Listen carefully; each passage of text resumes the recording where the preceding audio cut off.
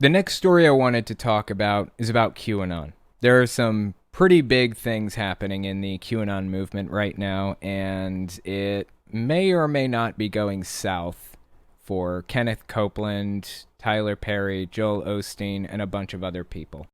QAnon is targeting televangelists. A little while back, this woman named, what was her name? Shit. Recently, a woman named Madison Marquette reported that some of the biggest televangelist pastors, like, we'll get to a list in a minute, but some of the biggest televangelist pastors were basically trafficking her. It was a very big accusation, and she went on some shows and talked to some people, and then seemingly out of nowhere, who else but Johnny Enlow posted about it on Facebook. That's a pretty big deal. Johnny Enlow put out a prophetic alert. Johnny Enlow is kind of like the QAnon evangelical linchpin. He's like the link between the two movements. He is a major pastor with a lot of influence in evangelical circles and also in the QAnon movement. He links the two things together.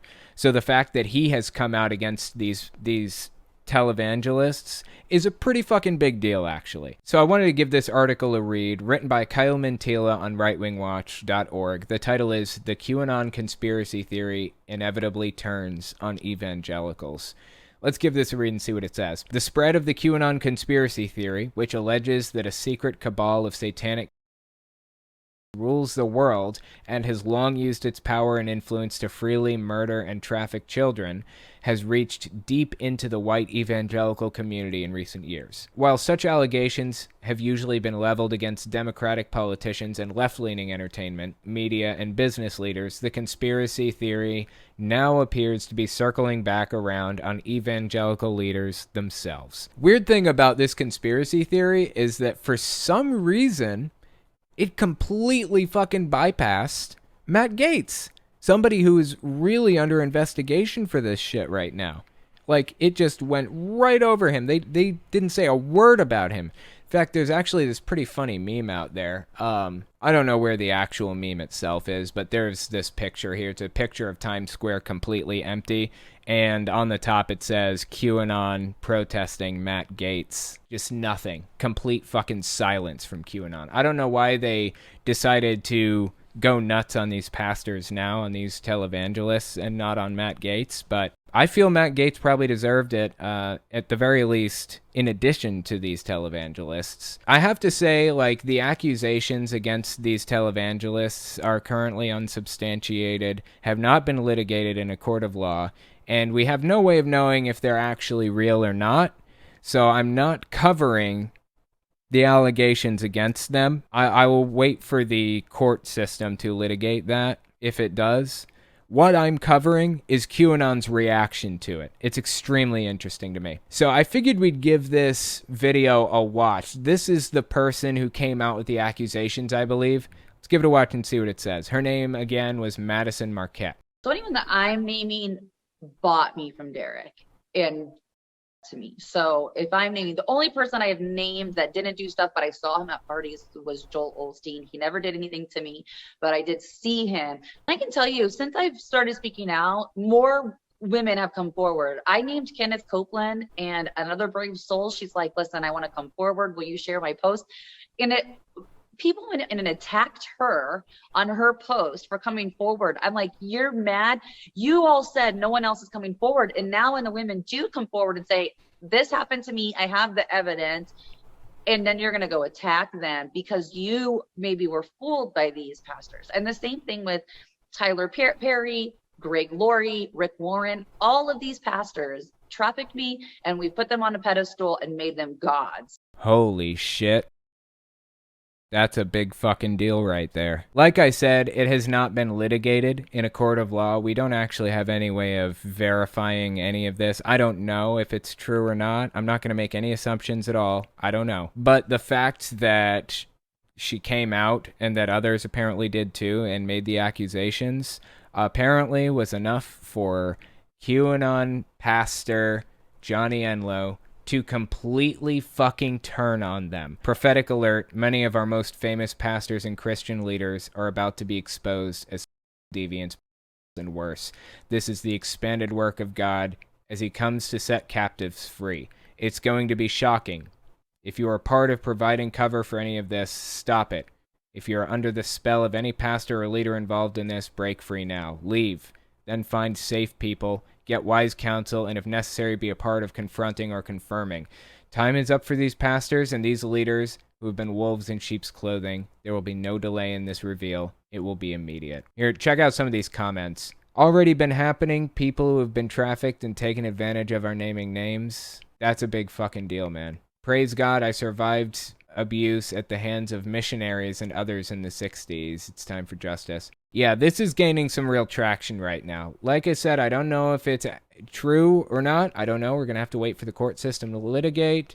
But the fact that it's happening right now is a pretty big deal. Let's keep listening to the clip. You are bringing up, some major names here. I mean, even Billy Graham, okay? Holy shit, Billy Graham. The guy, or one of the guys, who created the evangelical voting bloc in the U.S., basically. That is a big deal.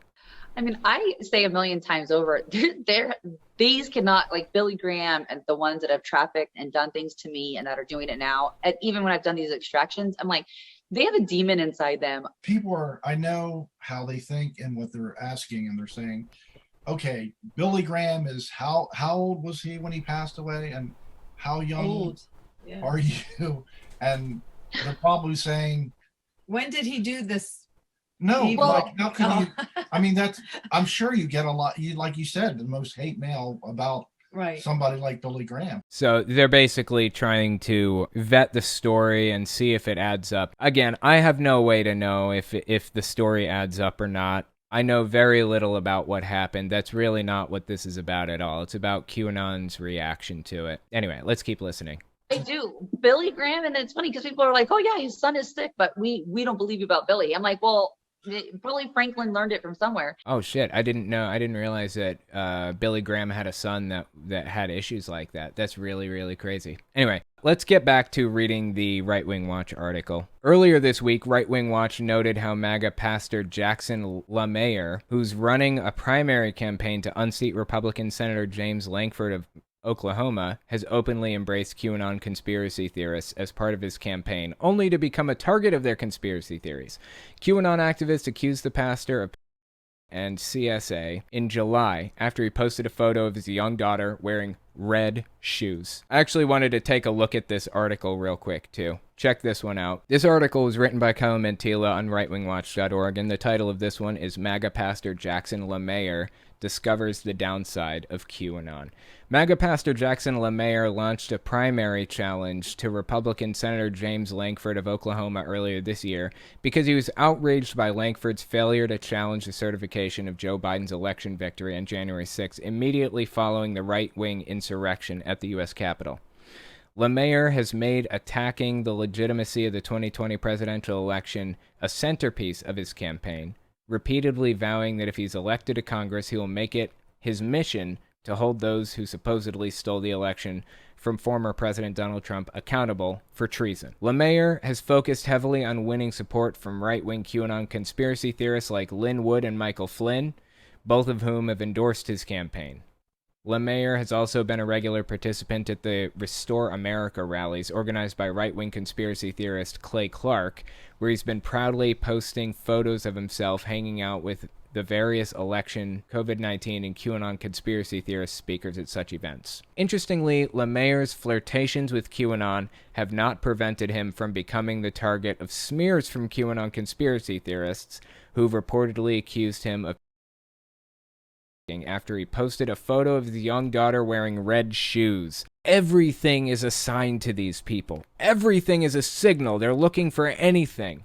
And apparently red shoes are a signal to QAnon that some crazy shit's happening. Let's get back to the article. As QAnon conspiracy theorist Liz Crokin once explained, many QAnon believers are convinced that there's symbolism for red shoes in the occult, and it's also tied to satanic ritualistic abuse and the trafficking of children. Ironically, while LeMaire had no problem affiliating his campaign with QAnon conspiracy theorists, he's now complaining about being a target of those same conspiracy theorists on his Facebook page. Honestly, we probably can't even imagine how bad it's gotten for this guy.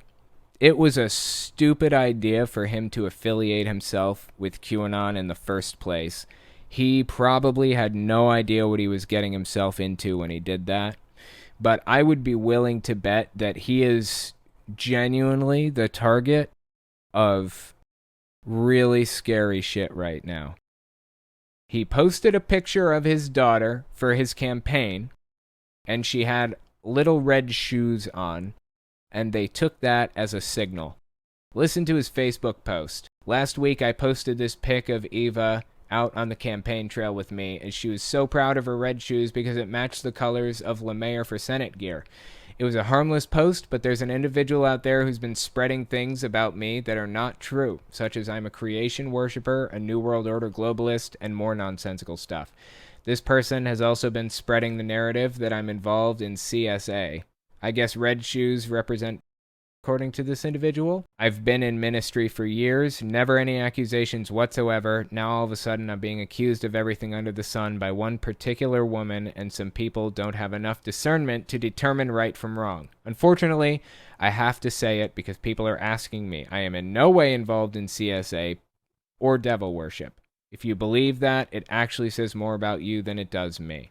The dogs will continue to bark, but the LeMaire for Senate train is going to move forward with full steam ahead. Wow. This guy probably had no idea what he was getting himself involved in. He probably had no idea how extreme and unhinged QAnon really is. He just wanted to use it as a political pawn. And he found out the hard way that you can't use movements like this to your advantage. You will pay a price for it. You know, I feel bad for the guy. He's a Republican who tried to embrace the QAnon label to win an election, but things took a turn for the worse. He should have researched them way more heavily before he decided to dip his toes in. There are a billion little signs and signals and all of this other shit associated with QAnon. They think that Satan worshippers can't help themselves but to drop little hints to the people around them about what they're doing or what they believe or whatever else. He certainly knew that before endorsing QAnon, right? He must have. He should have known a little bit more. You can't control movements like this. You can try to ride the wave, but it's just as likely to come back on you as it did in this guy's case. QAnon has a mind of its own. It's fucking disturbing what these people believe and how vicious and violent they are. I have been and am currently a target of QAnon types, more like Trump cultists for me at this immediate moment. And they are violent. I would not recommend anybody get involved with QAnon in any capacity. I'm taking risks by even talking about them, but I feel obligated to. I can't in good conscience avoid a subject for fear of the blowback from the extremists. I have to do what I have to do and let the chips fall where they fall. But this guy, Jackson LeMaire, he should have known better.